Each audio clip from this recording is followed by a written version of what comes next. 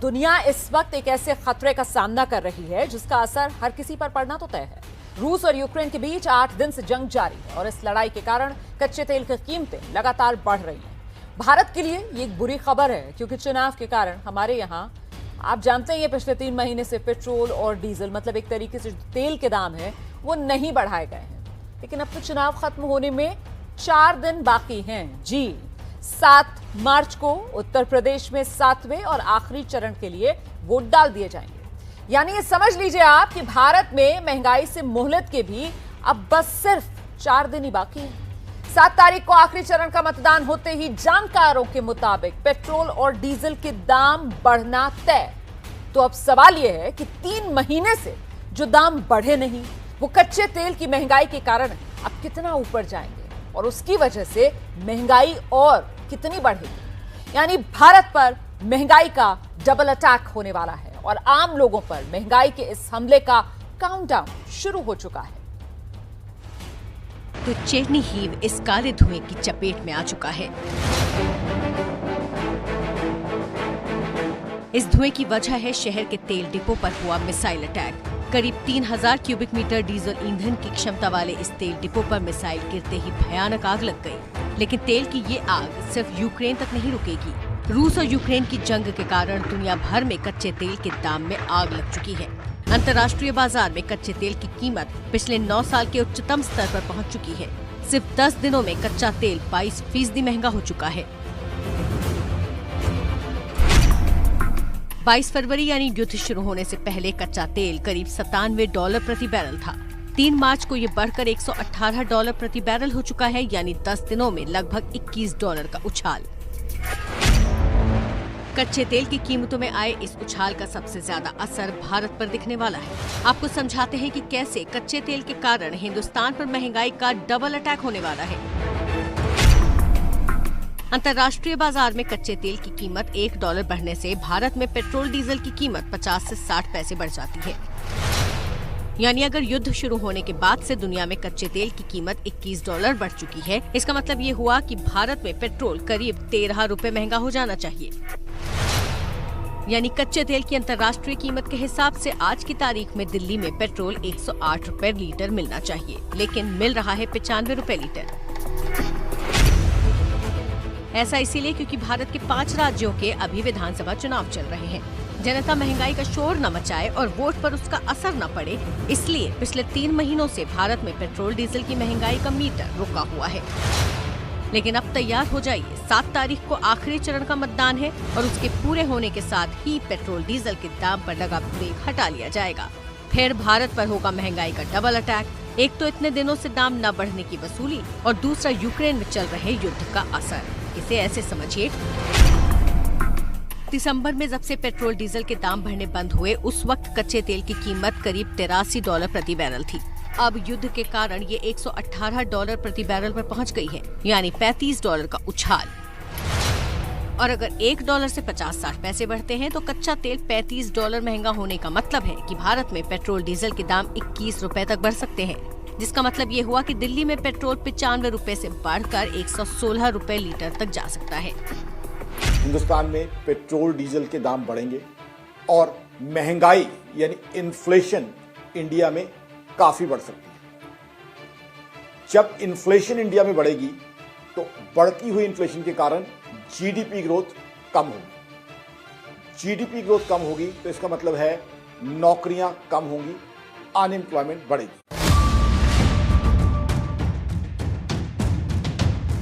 यानी भारत की जनता के लिए अब बस 4 दिन की चांदनी, फिर अंधेरी रात।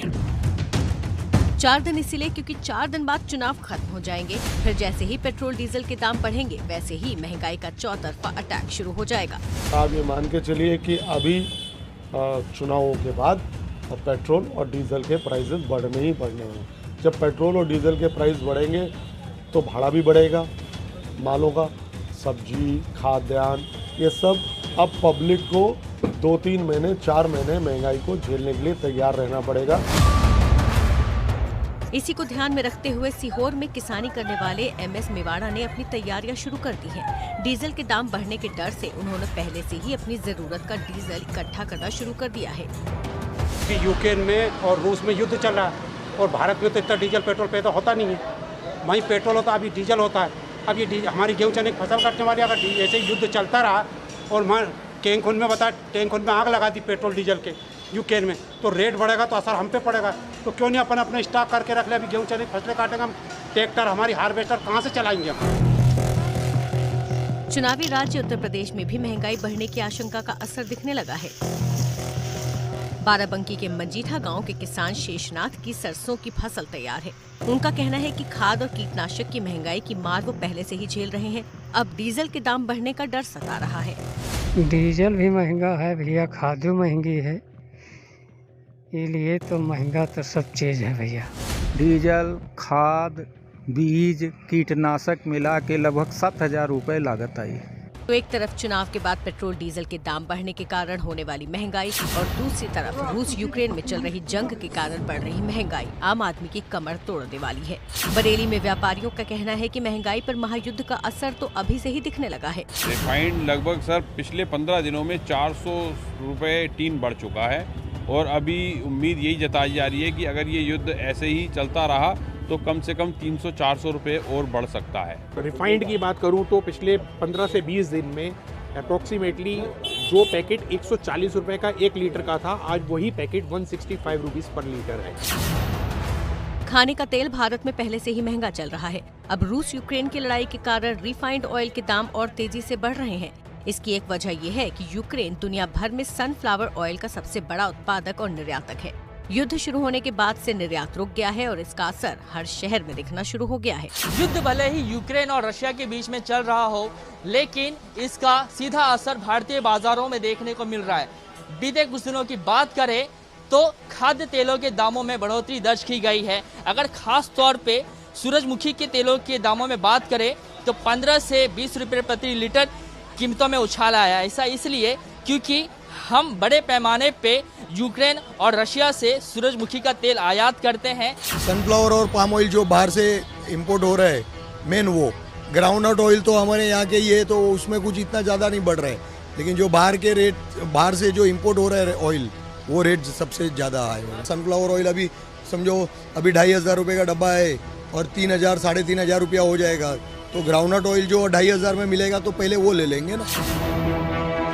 खाने पीने के सामान की महंगाई आम लोगों के घर का बजट पहले से ही बिगाड़ रही है। तेल सब्जियों के अलावा दूध भी महंगा हो चुका है। अमूल ने 1 लीटर दूध के दाम 2 रुपए बढ़ा दिए हैं। कमर्शियल LPG सिलेंडर यानी रेस्टोरेंट और होटलों में इस्तेमाल होने वाली गैस के दाम भी 105 रुपए बढ़ चुके हैं। अब रूस यूक्रेन के युद्ध के कारण रसोई गैस और CNG, PNG के दाम बढ़ना भी तय माना जा रहा है। जी, तो सिर्फ 4 दिन की चांदनी बची हुई है। तैयारी तो इसके खिलाफ कोई हो नहीं सकती है, फिर भी मन बना लीजिए कि महंगाई की मार पड़ना तय है। 4 दिन की चांदनी बाकी है। अच्छा, रूस यूक्रेन के युद्ध के कारण एक तरफ तेल के दाम में आग लगी हुई है और दूसरी तरफ सोना लोगों की पहुंच से बाहर हो रहा है। युद्ध शुरू होने के बाद से सोने की कीमतें 10% तक बढ़ चुकी हैं। आशंका यह है कि सोना अभी और महंगा होगा। सोने की चमक पर युद्ध का असर साफ दिख रहा है। गहनों की दुकानों पर पहुंचने वाले खरीदारों की संख्या घट गई है। जिनके घर में शादी है वो भी सोच समझकर सोना खरीद रहे हैं। शादी के लिए हम खरीदने के लिए आए हैं। अभी सोने का भाव बहुत बढ़ गया है यूक्रेन और रशिया के वार के बाद। तो अभी क्या करें, कुछ समझ में नहीं आ रहा है। अभी 48,000 का भाव था और अभी 53-54,000 का भाव हो गया है। रूस और यूक्रेन के बीच तनाव बढ़ने के साथ ही सोने की कीमतें बढ़ना शुरू हो गई थी। मुंबई ज्वेलर्स एसोसिएशन के अध्यक्ष कुमार जैन के मुताबिक 1 हफ्ते पहले वो 48,000 रुपए तोला के हिसाब सोना बेच रहे थे और उसी सोने की कीमत 53,000 रुपए तक पहुंच चुकी है। मुख्य कारण जो वॉर है उसकी वजह से ही सोने में तेजी आई है। नहीं तो स्टडी जो मार्केट था 48-49 के आसपास था, लेकिन अब जो 53 के आसपास गया है या 53.5 तक गया है, वो धीरे धीरे अगर वॉर के कुछ सेटलमेंट, कुछ अच्छे अंसार आते हैं या कुछ अच्छा रिजल्ट आता है या उनकी बातें होती है दोनों कंट्री की, तो शायद ये सेटल हो जाएगा। और फिर भी सोना जो है हम 50 के नीचे नहीं देख रहे हैं। जो 48-47 का जो स्तर था वो कहीं जाके ऊपर चला गया है। तो ये सब मिला जुला के देखते हुए आने वाले समय में भी जो 47-48 का मार्केट था हो सकता है अब 53 और 54 के आसपास जा सकता है। आने वाले दिनों में गुड़ी पाड़वा और अक्षय तृतीया जैसे त्योहार हैं। भारत में ऐसे वक्त में लोग सोने की खरीदारी करते हैं। अब दाम बढ़ने की आशंका से कुछ लोगों ने पहले ही खरीदारी शुरू कर दी है। जो सिनारियो दिख रहा है कि वो वॉर अभी खत्म होता नहीं दिख रहा है, तो ये लगता है कि सोने का भाव भी 55,000 60,000 क्रॉस कभी भी कर जाएगा। जानकारों का मानना है कि युद्ध के कारण दुनिया भर में आर्थिक संकट की आशंका और गिरते शेयर बाजार के बीच सोना सुरक्षित निवेश समझा जाता है। इसीलिए सोने के दाम में इस वक्त ये उछाल देखा जा रहा है।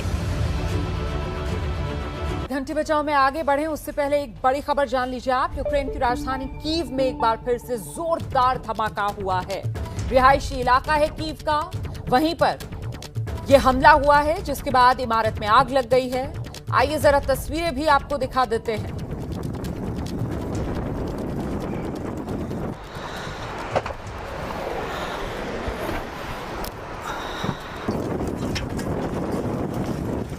ये कीव से तस्वीरें आप देख रहे हैं। यूक्रेन की राजधानी कीव। अभी कुछ देर पहले यहां पर एक जबरदस्त हमला हुआ है जिसके बाद आप देख रहे हैं ये रिहायशी इलाका जहां पर बिल्डिंग में से आग की लपटें निकलती हुई। जाहिर सी बात है अगर कोई इस वक्त यहां रहा होगा तो इस चपेट में आकर उसका बचना मुश्किल नजर आता है। फिलहाल सिर्फ आग की लपटें और धुएं का गुबार।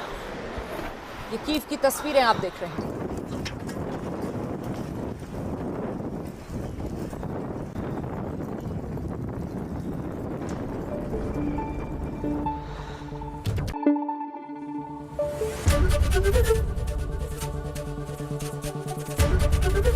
एबीपी न्यूज आपको रखे आगे।